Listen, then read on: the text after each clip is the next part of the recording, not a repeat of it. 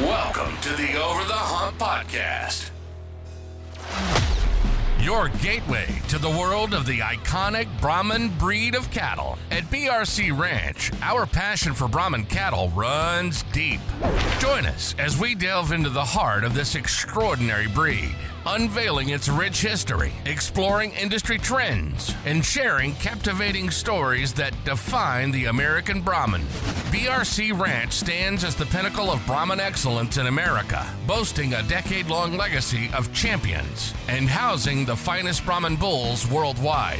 It's not just about cattle, it's about a legacy that reverberates across ranches and hearts. Brought to you by BRC Ranch, where the Brahman legacy thrives and stories are woven into the very fabric of ranching. This is Over the Hump. Hey everyone, welcome to this week's episode of Over the Hump podcast. Today's episode is one that Brandon and I have really been looking forward to. We sat down and did a video podcast with Kyle Hudgins, who is one of our best friends and actually part of the Hudgins Ranch, although maybe a little bit unknown to the average Brahman breeder because he lives and operates out of the Hudgins Ranch at Bay City. And so here he and his dad really manage the production enterprise from calving, from AI, from calving to weaning for the Hudgins division. And so he's about 45 miles south of their main headquarters and maybe not up there as much, but really is just a great Brahman breeder down there at their Bay City Ranch. So Kyle is a Brahman breeder. He's a world famous hunter and also a businessman. And so he really represents what a modern rancher looks like today. He's also an expert in 80s music, which we will talk about. So in this episode, we talk about his approach to Brahman breeding and Brahman cattle management. We talk a lot about his passion for hunting and the lessons that has taught him, and then also how he made the decision years ago to diversify his business beyond just ranching and built a successful boat storage business here along the Texas Gulf Coast. And so if you're watching the video, also be sure to watch all the way to the end, because at the end, Kyle gives us a quick tour of his trophy room, showing all of the animals he's taken with bow hunting here in North America. And it is definitely something you don't want to miss. So thanks for listening. We know you're going to love it. Hello, everyone, and welcome to our first ever video podcast for Over the Hump podcast. Me and Brandon in our home office / guest bedroom. And our guest is Kyle Hudgins from Hudgins Ranch in Bay City. Welcome, Kyle. Howdy, how y'all? Good. So as y'all can see, maybe behind Kyle, this is why we're trying a video episode, because Kyle in this podcast is going to talk about some of his amazing hunting adventures, and he's in his trophy room, and we thought people would enjoy seeing that. So yeah, well, let's get started. If you're ready, Kyle. I know we're going to get to the hunting part, but before we do that, this is a Brahman podcast. So if you don't mind, if you would kick us off by talking about yourself, your family, your kids, kind of your background, and then we'll get into a little bit of the Hudgins Bay City operation. Yep. So I'm sixth generation on the ranch. My dad's Tom Hudgins, one of the 5 Hudgins brothers. He's the youngest. We're in Bay City, which is probably 45 minutes away from the main ranch headquarters. And we are strictly on the production end. And when it comes to branding time, we take them up to the headquarters and they get branded with all the rest. And we come home with an empty trailer and start over again. My wife, Samantha, and 2 kids, a boy and a girl. Daughter's older in A&M, Sydney. And my son is a junior in high school, Dawson. Yeah, you were very modest there. What was your degree at A&M? So I went into wildlife biology. And I figured my attention span would be held pretty good reading Field and Stream. The problem was it was a lot less wildlife and a whole lot more biology. So I struggled, but my family was okay with the degree because it still was ag-based.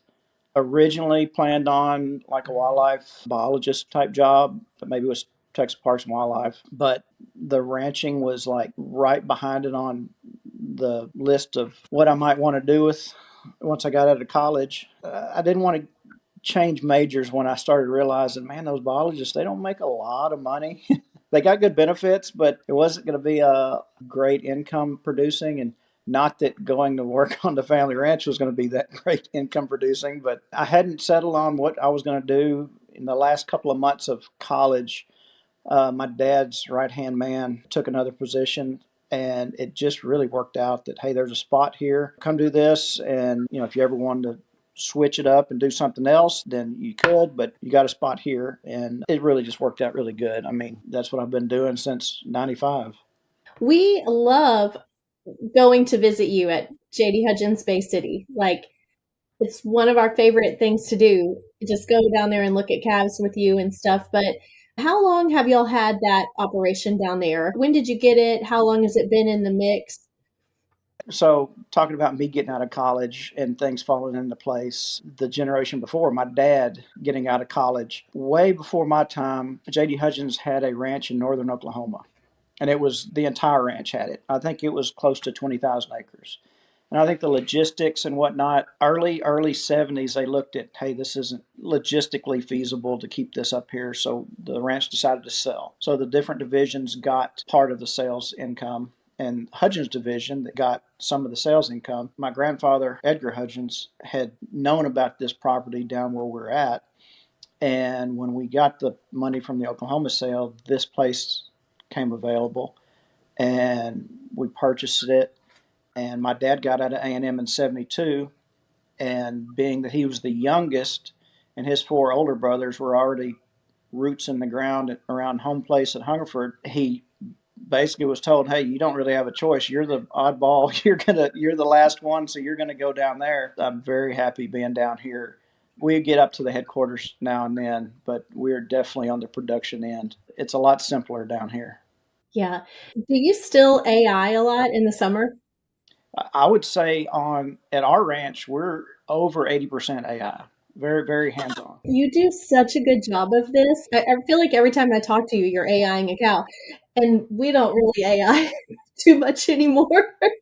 I enjoy that. When you're AI and you're looking at the individual cow and you're looking at what you may want to add to her or what she has that might match up good with a bull. I feel like putting a bull out is great, and you get a good bull that does a good job for you, great. But the fine tuning and tweaking you can with the AI and like you said, my dad and I, we're pretty good at it. It's not technique. I think it's more how much you keep your eyes on the cows and knowing that it's more about timing than it is technique. Granted, we pinned two yesterday at AI that were repeats. We missed them the first time, so we're not perfect, but we're AIing right now. Matter of fact, we're starting a embryo flush. Well, we started it this morning. We first started working with the donors, and we're doing it a conventional flush as opposed to IVF. It's way more work, but I like it better.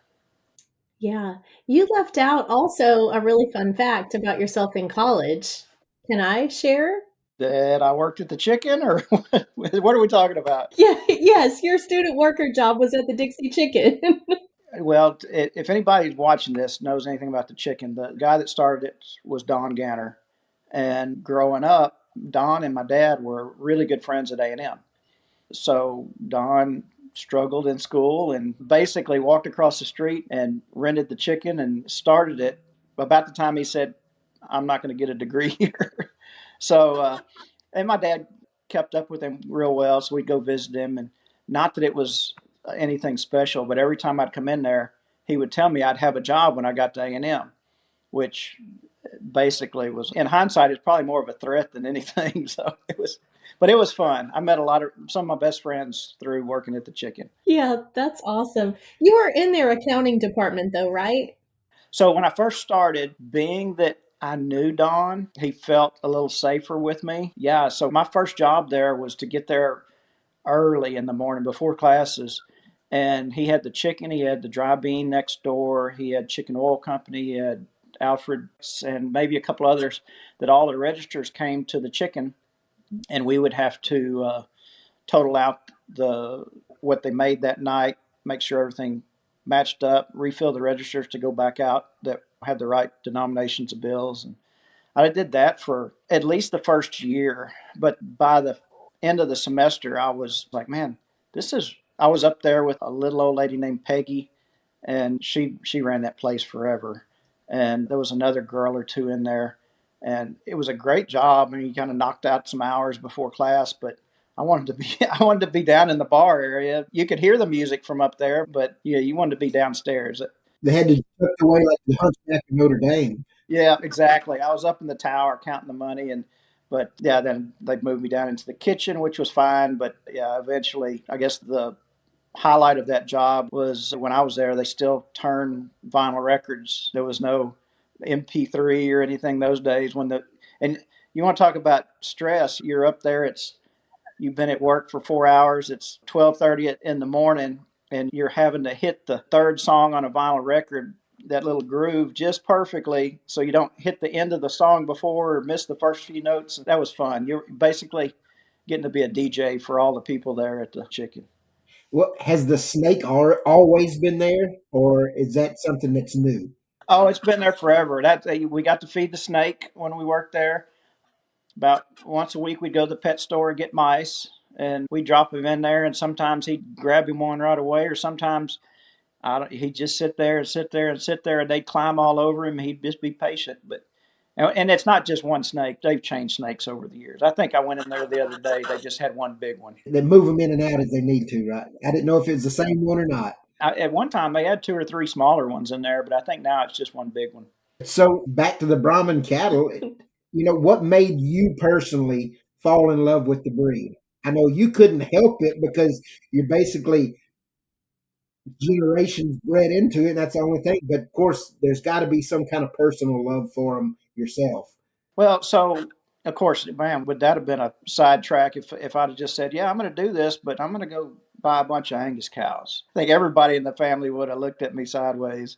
But as a little kid on the ranch, I would scratch my head. Saturday morning, I'd be watching my cartoons, and my dad would get up, and it'd be cold and raining, and he'd put his jeans and boots on and go out in it, and 2 or 3 hours later, he'd come in, he'd be soaked and muddy, and I'd think, man, I don't want to do that for nothing. But I would help out on the ranch, and in summertime, where I'm sure at the time we were probably getting $2.50 an hour or whatever it was back in the day. But probably the one that where it really clicked was when I graduated from high school. My dad gave me 3 cows to put on the ranch, and then you actually started paying attention to, as a kid, started paying attention. Okay, these are mine. Are they bred? What are we going to breed them to? And then ultimately, somebody handed me a check that cow produced a calf. Then it all started coming together like, okay, this is how this works. It's not, yeah, you got to be out in the elements and it's hard work, but that's when I understood how it all, before it was just going out and feeding cows. It all kind of come together there. And now I haven't pushed anything on my kids, but my 16-year-old swears this is what he wants to do. And I question him all the time, like, are you sure you want? But no, he that's what he said, which is good, because the way the job market is, I kind of wish I'd have had about 12 kids to get 3 or 4 of them to work on the ranch, because I sure could use the help. So, JD Hudgins division has produced thousands of recognizable animals through the years.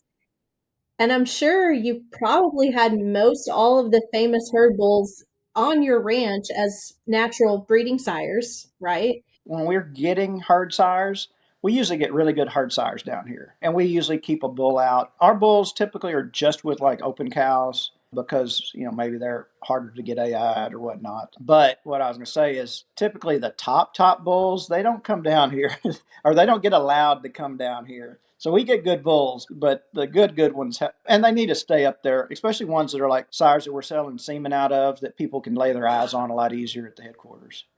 Yeah, that's true. But do you have like a specific memory of like your first Brahman bull that you really remember as a kid or as a teenager, or something that, really stands out to you, or some of your favorites through the years? And I'm probably the worst about like hanging on to bulls and using bulls that, let's say it this way, I don't like using new bulls too much. In Hungerford, they use a lot of new bulls, and I usually let them test them out before I want to see what they produce before I jump in on them. But my personal, and it's pretty simple. I like Liberty. 847 is probably my favorite. I mean, just an eye-catching bull. He's got all the the breed character you want to see, and he gets his calves are just. I like bulls that are just consistently getting you good animals. It's so frustrating. You get a bull that's just gorgeous, and his calves are just they don't. He doesn't pass on what you would hope he would pass on. But Liberty and then Becton 490. I mean, y'all been down here. I use those all the time. But they're long gone, and the semen tank's getting a little bit thin there. So we're kind of cutting back and trying to make that last as long as we can. But those are by far my favorites. And I mean, they're just consistently, they produce good calves. I mean, even if you kind of screw up and put them with the wrong cow, they still get a good calf.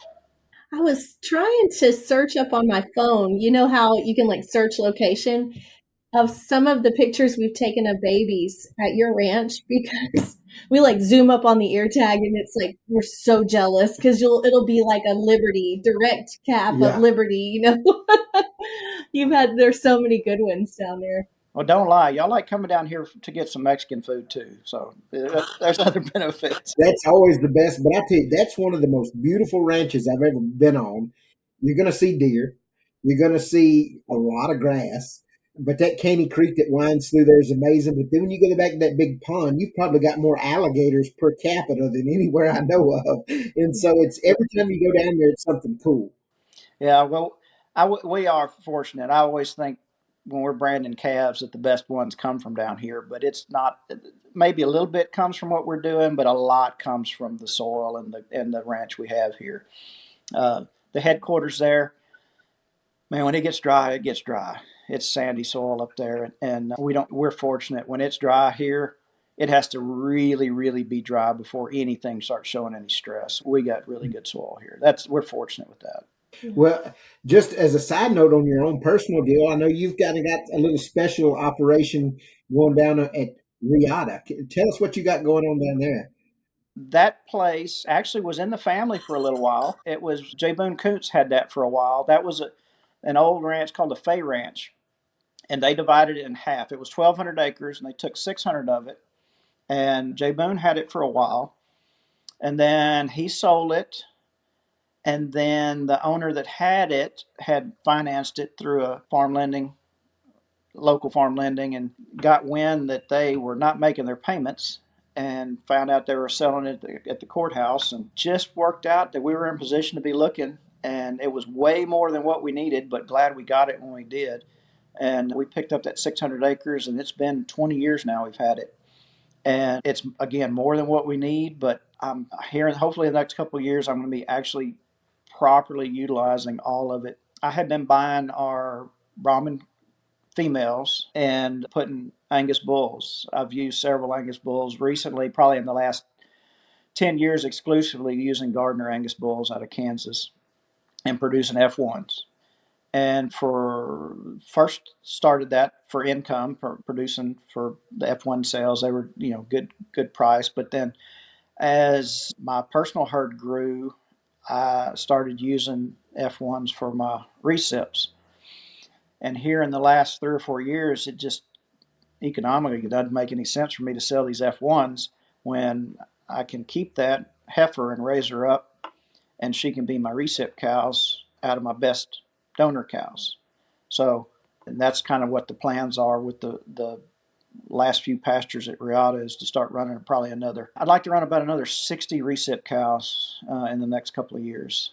So the embryo operation here, and my ranch and my dad's ranch are literally 5 miles apart, and there's not my commute to work doesn't have a stop sign or blinking light or anything.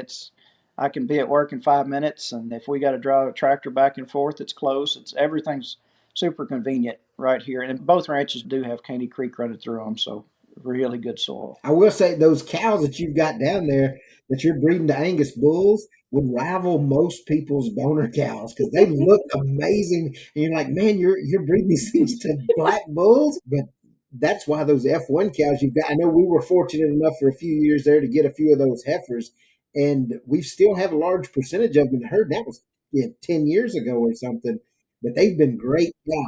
They really do good for recips, and I am partial to that Brahman Angus F1 where the female, the mama, is a Brahman. I think that makes a difference on that F1 female. Just curious, did you ever do the Brahman Hereford cross?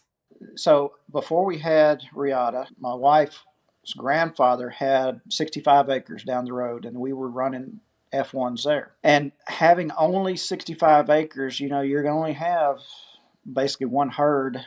And when I was going to these F1 sales, when you go the Hereford route, you've not only got to match quality, you've got to match color.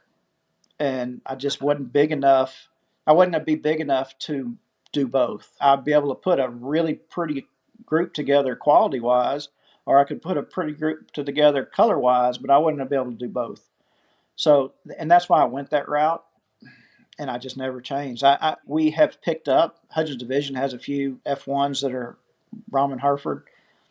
Sure looks good, a bunch of black cows out there with white calves standing on the side.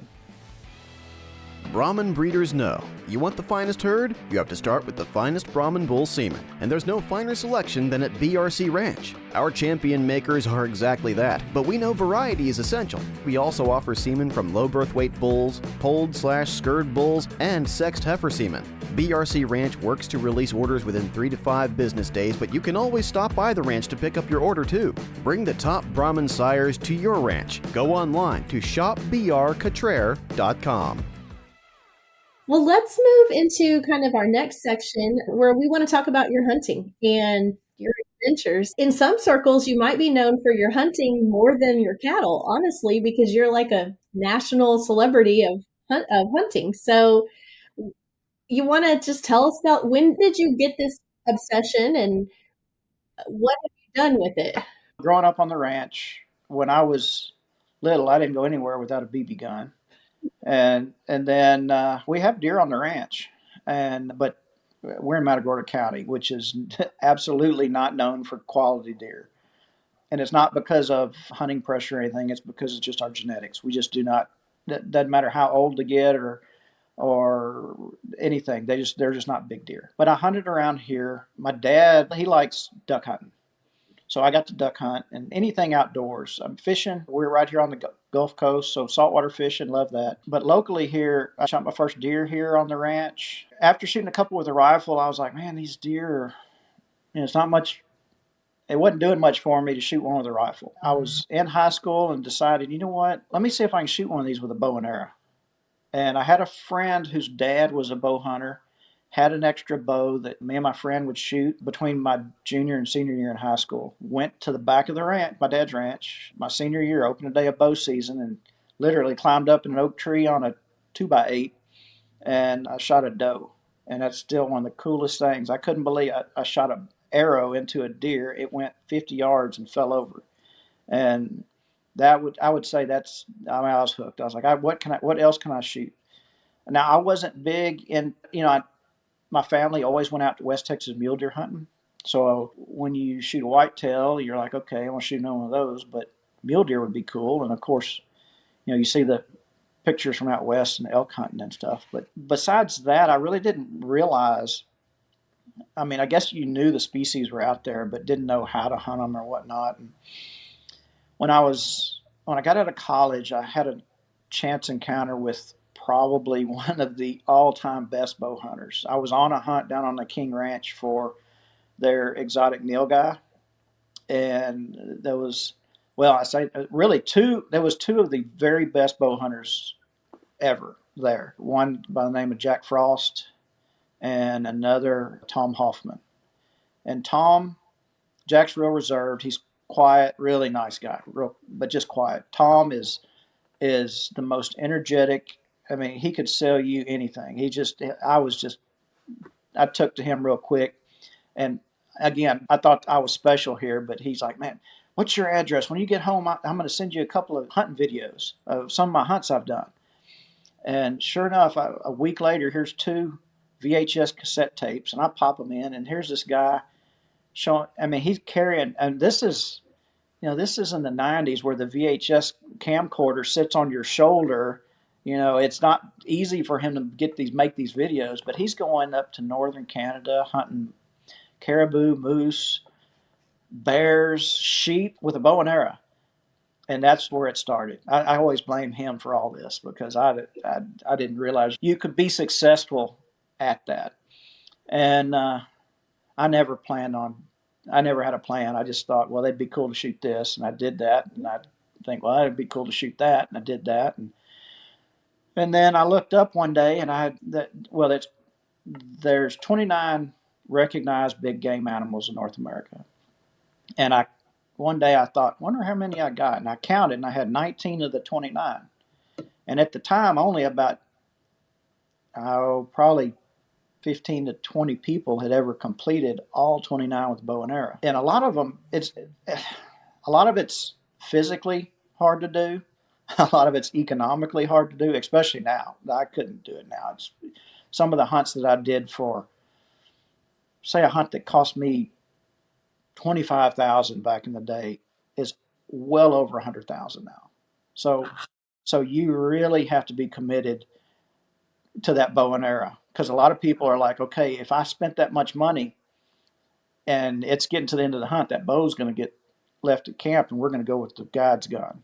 So you got to be really committed to it. But after realizing 19 is where I was at, I looked at the 10 that were left, and a couple of them I really didn't think I would ever hunt. Not that I didn't want to, but I mean, like a polar bear. I thought, I'm on the Gulf Coast. How am I going to get somewhere to shoot a polar bear? But fortunate enough, I mean, I kept tabs with Tom Hoffman and Jack Frost and several other people I had met along the way that had done it. And just like anything, it was networking. Like, okay, I want to shoot a polar bear. Who's done it? Who can I call? And just at that point, I was like, man, if I could get 2 of these done a year, in another 6-7 years, I could get this done. So my plan was to book 3 hunts that I had never hunted before, and if I could be successful on 2 of them, I could get there. The 2 hardest ones were literally booked back to back right after that. It was a stone sheep and grizzly bear, in my opinion, the 2 hardest ones. And literally, they were back to back. Like I think I was home for 2 or 3 days in between them. And I got the stone sheep done, which is, I'll tell everybody, if this trophy room ever caught fire and I had to grab one animal as I'm grabbing that stone sheep and I'm out the door. And then the other is the grizzly bear. Grizzly bears do what grizzly bears do, and you just got to get close enough with the bow and arrow without him knowing you there. I had forgot the fact that you took all of these animals with a bow and arrow. And then when you said grizzly bear, I said, you went after a grizzly bear with a bow and arrow. So that's got to be a huge adrenaline rush. So I shot the grizzly bear. He was 13 yards, and it was me and the bear. There was not a gun within a mile of me. The guide was back at camp. And then you think about that, and I was thinking, well, if I ever found out my son did that, I don't care how old he is, he's still going to get a butt whooping. But there's an adrenaline rush, but it's not. It's more of an accomplishment. Like, can you do it? Can you get it done? And, you're pretty dang focused on making a good shot when you're 13 yards from a grizzly bear. And he fell within 20 yards. He was done. I shot him through one lung in the heart. He was done. Can we go back to the polar bear for a minute? What continent were you on? So you're in North America. It's straight north of Hudson Bay, basically. When I left here, it took 3 days and 8 flights to get to where I was going. Then it was a 2-day snowmobile ride from there. When I was hunting there, now they may have been telling me stories or whatnot, but so we were 2 days north of Grease Fjord, which is the farthest north community on the planet. So they said there was me, a guide, and 2 helpers, and we were on 3 different snowmobiles. And when you get there, you have to hunt by dog sled. And at any point, if I stood on the north side, I was the farthest north human on the planet. Now, I will say my biggest trophy is a stone sheep, but the biggest adventure is the polar bear. It is not like you're on planet Earth. It's, the 24-hour daylight gets you. The 30 degrees below zero gets you. You're there with a guide that you just met when you landed, and if something happens to him, you're trusting everything you got to the guide. And it was great. I mean, I don't know. I don't think y'all have ever seen the pictures. The clothes you wear. I mean, there's no running from a polar bear, whether you want to or not. They've got you so bundled up, you couldn't run if you wanted to. My boots were made out of polar bear skin. that they had for me. The parka was caribou skin lined. My mitts, I guess they had bought them because they sure don't have beavers up there, but it was beaver mitts, and you're pretty dang bundled up. I mean, but when it comes time to shoot, you can shuck all that off. At least the top part, I shucked off down to basically a wool coat, and I shot him at 25 yards. There was nowhere to go, and that the guide who's done this several times, I shot that bear, and he went over there and tipped over, and he's like, "Come on, let's go." Well, as a bow hunter, as a whitetail, you shoot a whitetail, and he runs out of sight. You give him 30 minutes, no matter what. So the longest 30 minutes in bow hunting is to wait to go see go recover your animal. Well, this polar bear went 30 yards and fell over. And the guy's like, "Come on, let's go take pictures and go see him." And I'm like, "Let's just wait a second." There's no rush. He's down. And we kind of had this, we walked part ways and I held him up. I'm like, "Wait a second, let's just wait." He's like, "No, it's okay." He said, "He's down. He's dead." So he makes a snowball and he throws it over at that bear, and he hits that bear in the chest, and that bear sits up and looks at us. And I'm like, see. Anyway, he tipped back over, and I shot him one more time for good. He wasn't going anywhere. He was down. It was a good shot, but still, he was in such a hurry and had we went up there and grabbed that bear and he jumped up, I'm sure he would have shot him with his rifle, and then it wouldn't count as bow kill. So that'd have been the worst case. I mean, worst case, I guess, the bear gets you, but Yeah, Did. you'd end up being the only brown spot in the Arctic Circle.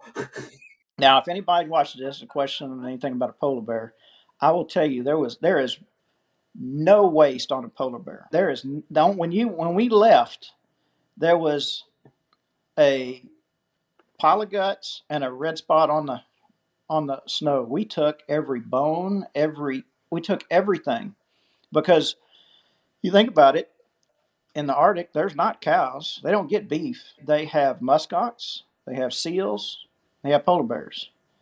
And so they kept every bit of the meat for eating. They kept every bone for whether they cooked it or gave it to their dog sled team.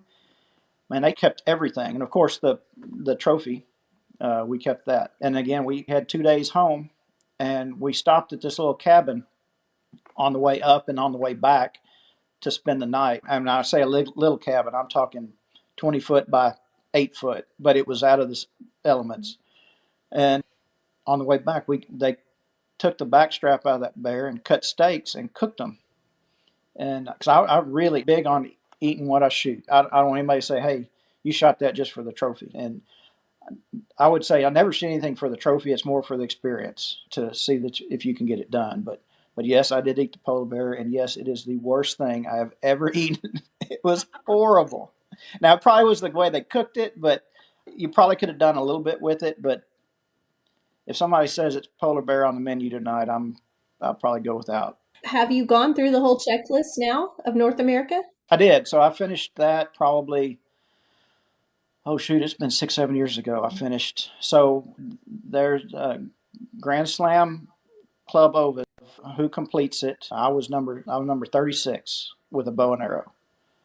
And at the time that I finished it, besides that, of the 29, 27 of them made the Pope and Young record book, which is the record book for bow hunting trophies, like Boone and Crockett is for rifle. And going back, Tom Hoffman had all 29 in the record book, and there was a couple others, but there wasn't hardly anybody that had all of them in the record book. So that was kind of my next bonus goal, was to go back, and the two animals I needed was the Sitka blacktail, which is on Kodiak Island, Alaska, and then the Roosevelt elk. I had two Roosevelt elk that almost made it, but just didn't quite. I had to go to California, but I went with a really good outfitter, and really one of my best quality trophies was that Roosevelt elk. He's the 20th all time with a bow. And so now I'm sure the list of people that have gotten all 29 with a bow and they all qualify for the record book, it's still got to be under 10 bow hunters. But again, it's just a goal. Like goal-driven people are usually pretty successful. What's your highest ranking animal? Well, when I shot my mountain goat, it was the third biggest. There's been a bunch of big mountain goats killed since then. I'm sure I'm probably 15 or so. When I shot my reindeer out on the Aleutian Islands, he was the second biggest behind Chuck Adams. As far as I know, he's still maybe number 3. That's not one of the North American big game animals, but it was just a side hunt. You said polar bear, reindeer. Is there any other really exotic ones that would make you be like, oh, wow? Well, hands down, not even close. The hardest animal to shoot with a bow and arrow is a leopard.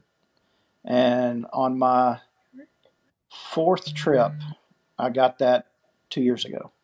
And I would do that again. I would do that over and over and over again. It is the funnest, most challenging. I mean, a leopard is a smart animal. It really is. And really that stems back from my uncle Bubba. I think Bubba went on 6 or 8 leopard hunts with a gun, and he never even, I don't even know if he ever saw one. So I kind of had a little family unfinished business with the leopards. And not to mention my high school mascot was a leopard. That's the kind of leopard hunt I want to go on. I don't even want to see it. I've been fortunate to see some just by accident. I saw 2 in Zimbabwe when I was Cape Buffalo hunting. It was right after dark. We were going by a pond, and the headlights hit 2 immature ones at the water. And then I saw an immature one when I was hunting leopards in Zambia. Have you been to every continent except Antarctica? No, so I've hunted Europe a couple of times now. Haven't been to Asia. I've been to Australia 3 times hunting. I am going this coming year and the year after to South America. I'm going to Argentina for water buffalo, and I'm going to Chile for red stag. Obviously, Africa. I've been to several countries in Africa: South Africa, Namibia, Mozambique, Zimbabwe, Zambia. Each of them pretty unique. I'd like to, as far as I'd like to hunt northwestern Africa. I'd like to go hunt the jungles for a bongo. In the next 5 years or so, I may go do that. But also at the same time, I'm trying to cut back on what I'm doing. I did have to sacrifice. I will say, to do the 29, you go on a lot of hunts that are fun. They're great. And you're like, I want to do that again. But you got to be disciplined and like, okay, I'll come back to that later, but I need to keep working towards. And I'm not saying every hunt was just outstandingly fun, but each one, you appreciate the animal. You get to go to where they live, to their environment, and see what it takes to get within bow range of one. The sheep are always known as being the most difficult. It's physically, I mean, you guys know me. I'm not the athletic type, but I got them because I'm more hard-headed than athletic. But yeah, those mountains, we live where there's an anthill is the biggest topography in the pasture. And to go to mountains that, you're up there 7,500 feet, you're doing without oxygen, you're doing without, the most rewarding experiences is when you've put yourself through a lot of discomfort to make it to be successful. Like hunting bighorn sheep, I'm just outside of Banff, Canada, in Canmore Bow Zone. They allow 6 bow hunting only permits there, and you do that mid-late November. And I'm talking that's colder than the polar bear hunt. It's miserable. I've got pictures where I've got an inch of ice on my eyebrows and the 4-inch frozen snot sickle off my face, but that's like, and then 30 minutes later I get my sheep. You put yourself through a lot of that, and it's experiences. Some people want to die with a big bank account, and I want to die with a lot of experiences. So a lot of these animals you go after, it's not like you go to the back 40 to get them. They're in pretty secluded areas. What are your lodging and accommodations like to go after these things? It just depends. So, like, take the brown bear for example. Brown bear can be the one that people really hang up on with a bow and arrow. It's really tough to get. If you're hunting Western Alaska, I know guys have been 5-6 times to get one. And you're in a tent for 2 weeks, nothing is dry, everything's cold, you're miserable. I figured if I wanted to, and that's just for the big bears, but I figured on that, I would start looking for a place that might have a little better odds to give up a little bit of quality. And man, where we stayed was like a 5-star resort. They served, I mean, Alaskan crab legs and filet mignon, and you stayed in your own room, hot showers. And now, and I killed probably one of the biggest bears they've killed there, and for 2 or 3 years. So now, granted, it's not near as big as the ones you would get on Kodiak Island or out in western Alaska, which I could still go on and still be another experience to upgrade. But on the stone sheep, like 3 days before I got my stone sheep, it was, I mean, you're in a 1-man tent. Well, really a 2-man tent, so you got a little room for your backpack. But man, you go to bed and it's everything is wet and damp, and then when you wake up in the morning, it's all frozen. Literally, you're putting on a frozen shirt, you're putting on frozen socks. So you got to break the ice in your boot to get your foot in them, and you've got to warm it up with your body heat before it thaws out, and then you're already damp to start the day. And I remember putting on my boots there 2 or 3 days before I got my sheep, and I was just stomping my foot. I'm like, I don't think my foot will go in this frozen boot. And again, the discomfort, you know. And then a couple of days later, the snow had kind of thawed out, and I got an opportunity to sheep. It was the second stone sheep hunt I had done. It was getting towards the end of that one as well. Well, let's move into topic 3, if you're ready. We talked about Brahmins and we've talked about hunting. And I want to talk about your business because one thing I've always admired about you is you are a rancher and a business person. And a little disclaimer, when I started Ranch House Designs, people were like, she's just doing these crazy websites, right? But I remember chatter around Hungerford area when you started the boat barns. People said the same thing. People were like, Kyle's making these boat barns, you know? And now, I mean, I have a pretty successful business and you have a really successful business of boat barns. And I want to talk about that. If what made you think about that diversification and how you got started, and do you still operate it today?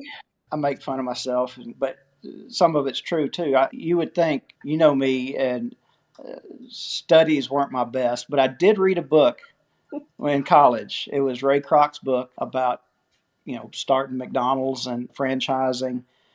And I don't remember a whole lot about a book. I just remember there's probably one paragraph in there. He breaks down like, you know, you can only make so much money with your time.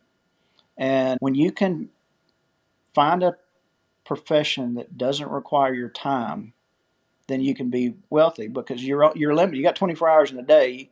No matter how much money you make, it's still 24 hours in a day. And at the same time, in college, I was, besides working at the chicken at college, I also was a fishing guide. And I would go out, again, right here on the coast, I go out fishing. And on the weekends, you know, we'd pick up, there'd be so much more boat traffic out there. I'm like, man, these people are in my fishing spots. And how do I take advantage of this? And I'm like, well, where are these people keeping their boats? At the time, my cousin was my accountant, or still is, but we were talking about stuff, and he had mini storage. And we got to talking about it, and he said, well, you're on the coast there. You ought to do boat storage, man. He said, when somebody doesn't pay their rent on mini storage, you got a bunch of people's junk. But he said, the junkiest boat's still worth something.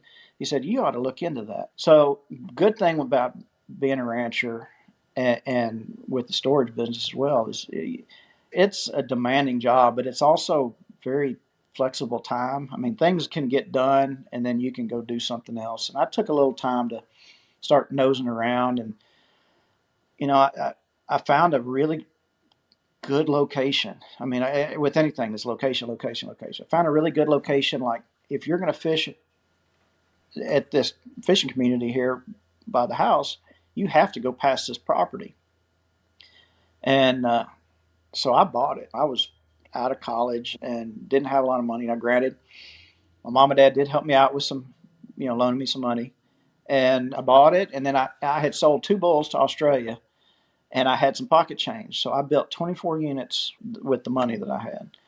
And like you said, people are like looking at you funny, like, what do you know about boat storage? And I'm thinking, all I know is I work on a family ranch and you guys don't put much on that paycheck at the end of the month. So let's try to find somewhere else to make some extra funds. And granted, and to be fully honest, when I got that check for those 2 bulls, it took everything I could not to go book a hunting trip. But I'd have done the hunt, then I'd be back where I was. So I looked at it like, okay, if I spend this money into this, 24 units will make me this much a month, which is basically going to double my income from the ranch. It took a little over a year, and all those units were full. And I have zero background in bookkeeping or anything. I am learning this on the fly, and I was full. I got all the units filled, and then somebody called and asked for a unit. I said, well, I don't have any. I said, let me put your number down. And I did that, and then I looked up one day, and I had a piece of paper front and back with phone numbers. I was like, well, it don't take a rocket scientist to figure out I've got a little bit more room on this piece of property. I should build some more. And again, Mom and Dad helped out with the financing a little bit. I think I built, the first go around was 24, then it was 18, then it was 12, and then I was full on that piece of property. And then the neighbor was actually just a pasture land, so I talked him out of a sliver of his land, and I kept building, and it was no rocket science or anything. If people are calling, just build some more. I was down right by the coast. I was about 3 miles from the Gulf. And my hometown, which is up the road, I had people around there saying, I sure wish you'd build some in town. I sure wish you'd build some in town. So I started kind of looking over there, and found a piece of property and bought it, and we started kind of did the same thing there. Anyway, but as I had a base and had units that were making money, you could use those for collateral. You could use those for the income to help build more. And really, for about 10 years, I put the pedal down and really started building it. And I have since sold one location, but at my peak, well, I've built over 750 units of boat storage. I sold one location, that one, just because it was the oldest one. It was the closest to the Gulf, so it had the most risk for hurricanes. It did pass windstorm, but each time I built, windstorm got more strict, and I hated having to do more in building them, but in reality, they're way more better built to withstand a hurricane. So anyway, I sold one location, took that money and built the same amount that I sold, but brand new and farther inland.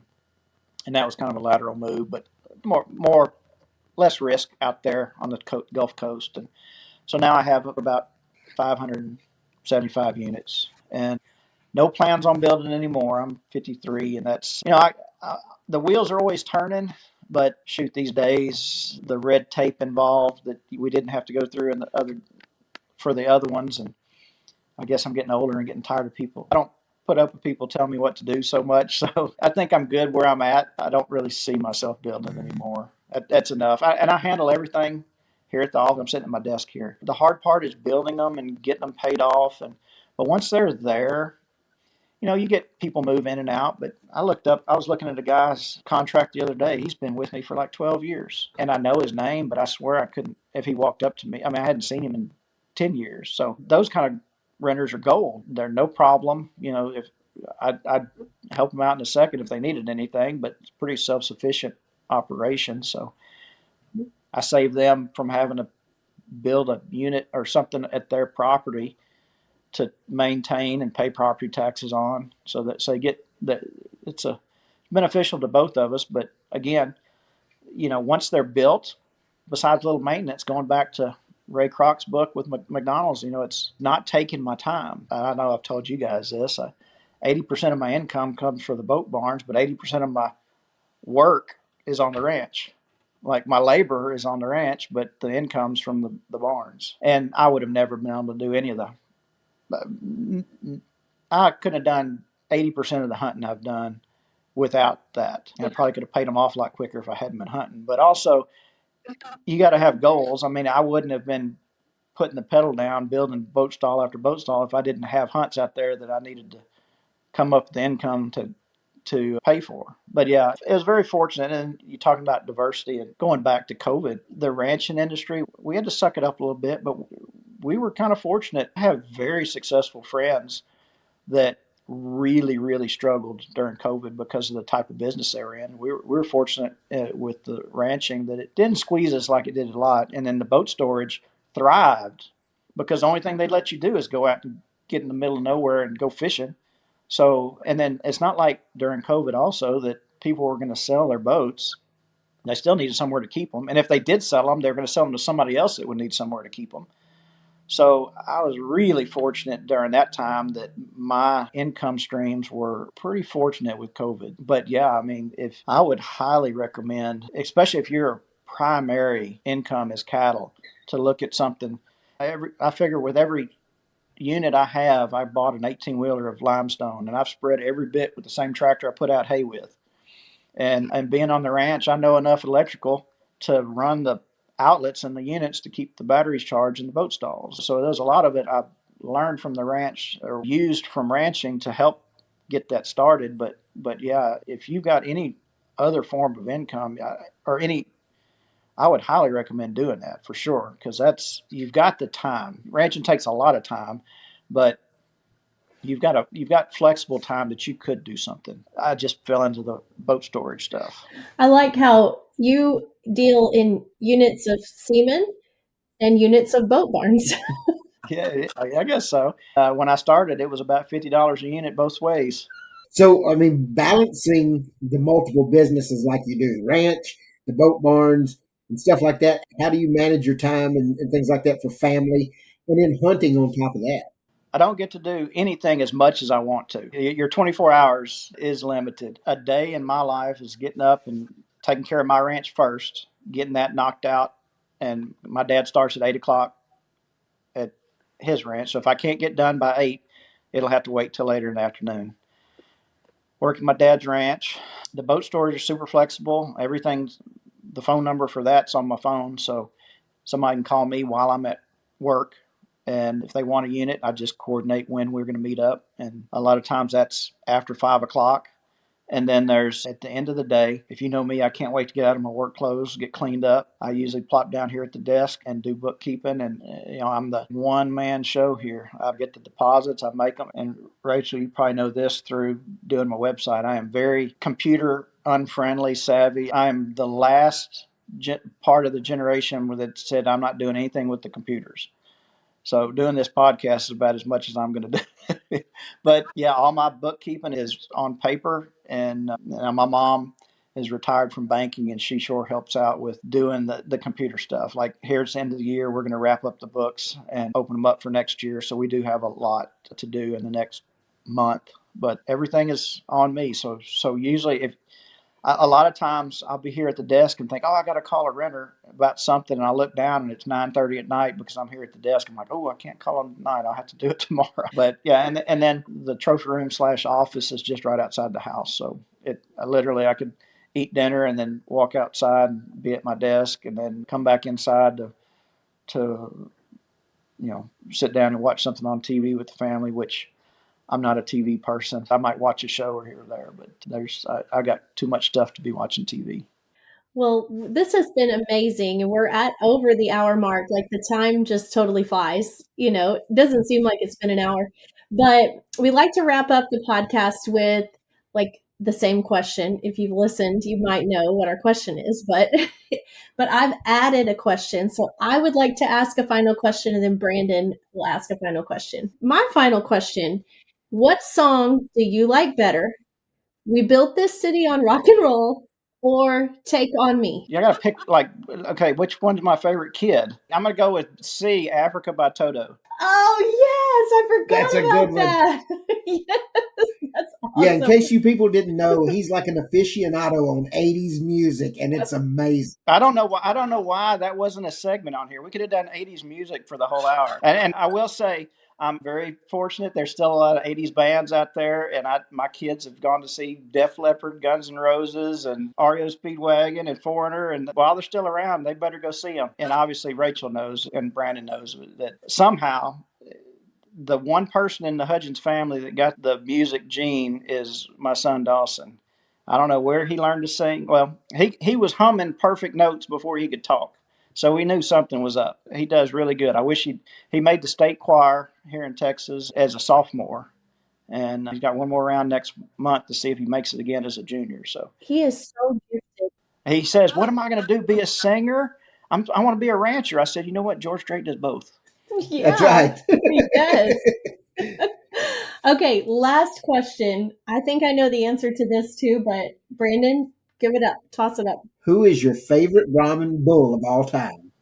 Well, we kind of touched on that earlier. I'd have to say Liberty. I'd have to. There's some that are pretty dang close, but I'd have to say Liberty. Okay, I thought you would say Berkman, just because you bred him. I can't be a homer, and he's good, but no, I would say I touched on that earlier. Liberty and 490 Becton. That very rarely does a calf come out, and you're like, "Oh man, that didn't work." Matter of fact, I've got my favorite donor in this flush. I'm wanting to try her with something different, and it's a good bull, but she does so good with Becton. How do you get away from one? But I'm like, I want to see what it looks like if you go this way, and I'm going to try to be disciplined, and I'm going to put her to Corona and see what happens there. But you can always go back. What cow is that? That's 866 with the 8. That's my favorite cow of yours too. Those calves that were born here this fall, when those 866 calves came out, they had huge ripped up backs in them. So there's no telling what they're going to do with Corona. Yeah, I mean, Corona is like top tier. I want to see that, but it's hard. Her two best pairings is 490 and then Amos also. Amos, she's done really good with Amos. Again, Becton's dad. And I do that a lot. If a cow does something good with a bull, I look a generation back and stick them that way and see if it does better or worse, or because you're using still half of the genetics that is working. And I like her to Becton as well. I mean, Becton and Amos. I think Corona this go around and then get right back to. We've been at this podcast talking to Kyle Hudgins for over an hour and 6 minutes, and we've only mentioned Becton one time and just scooted right by him. But tell us a little about Becton. He's no slouch. I meant Berkman. Sorry, I said Becton, but I meant Berkman. Oh, so Berkman was my personal bull. I'm down here at the ranch in Matagorda County, and I touched on it, but we just do the production. So we avoid all the politics with showing and selling cattle, and I love it. And my dad and I are fortunate. Now, there's some minuses there, but we really enjoyed production. If somebody's watching this and they bought an animal from Hudgins Division, there's a good chance it came from where we are. They just never see us. I like being the person that nobody ever sees at Hudgins Division. But Berkman was my personal bull, and he got reserve champion. Oh, shoot. He was a younger bull when he did that at Houston. And he did good. He was a thick bull, and really his mama's the reason I got into doing the embryo stuff. I was like, man, I want to flush her. She just did not produce a lot of embryos. It was one of those cows that she produced 5 or 6 embryos and you get 1 or 2 calves, and it just wasn't making a lot of sense to keep doing her. So she just kept breeding naturally. Berkman the bull, I guess his knock was that he would have usually his calves had a red tinge to them, and they would either outgrow that or keep a little bit of it as they got older. In some markets, that's not a positive. But we still use him. As a matter of fact, probably the majority of my spring calves on my embryo stuff has come out of Berkman. We hadn't used him a lot, but he's going to have probably a dozen calves next year in the embryo herd. Oh, wow. Wow. You said something that sparked a question. If you said when you have a good calf by a sire, sometimes you like to go back and look at the sire. I never thought of that, honestly. Is that like a old school principle that you learned from like Edgar, or where did that come from? Sure wouldn't have been from Edgar, because I was a little bitty with Edgar. He taught me how to go catch crabs and boil them up, or he taught me how to go beach combing, but I was too little. I wasn't picking his brain when I was that little. But no, I'd say it just goes back to doing all the AI. If any bull in your tank, you're most likely going to have his sire, and you're just tinkering around with trying to produce the best calf you can. And if you've got a cow that did really good a couple of times with a bull, and you've got the bull sire in the tank, try it. That's the fun thing, is what you're going to get. It doesn't always work, but when it does work, Makes you feel smart.